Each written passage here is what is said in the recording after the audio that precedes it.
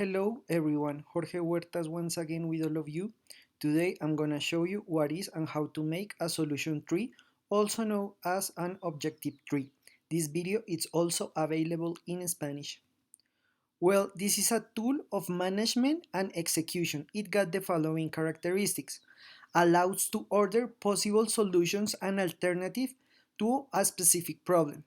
The objective of this tool is to generate alternatives and possible actions that can improve a structure or fix a situation in a project that is being developed. To correctly develop a tree of solution or objectives, it is advisable to do a problem tree first and later be very analytic with the alternatives to look measurable, tangible solution that can be implemented in a related context. That is very important. If you don't know how to make a problem tree, please check our video here because we also have it. Any creation with design thinking or any other agile methodology can use this tool. Okay, so when we are going to develop a solution tree or objective tree, the first thing that we need to keep in mind, there is this line, this horizon line. In this part, we got the things that are imperceptible. It means that they are not that easy to see or watch. Imperceptible is that they are very real and you can see it with no problem. So when we start our solution tree, the first thing that we got are the goals. What do I want to do? What I want to fix? So here I put all the goals that I have for the development of the project. After that, I write specific objectives. I advise to write two, maximum three specific objectives.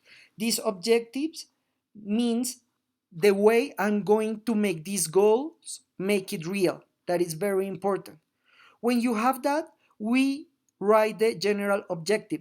The general objective is very important. It's the main part of this matrix because it's the focus that I have for the project.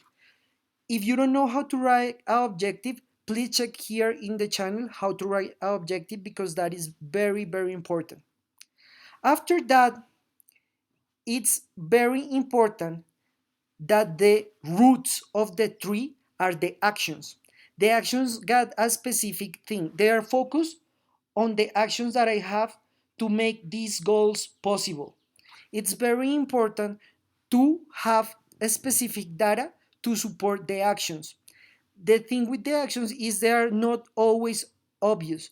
You have to be really focused. You have to understand what is the situation and how these actions are going first to develop the general objective. Second, to understand how to develop the specific objects, and finally, how are these goals are going to become real for the project. This is how you fix a problem and make a solution. As a conclusion, we can say that a solution tree or objective tree must allow generate alternatives and actions to improve or solve a specific problem or situation in a project. The objective of the solution tree is to analyze alternatives of a problem and propose feasible solutions to this. So it's very important that when you want to fix something, you put all your goals and all your actions focus on that. The key in the develop of this tool is to be very creative and real with the alternatives that are proposed to do and if they are possible to execute. So it's very important that we understand how are going to put every component in a specific way to make it real and possible.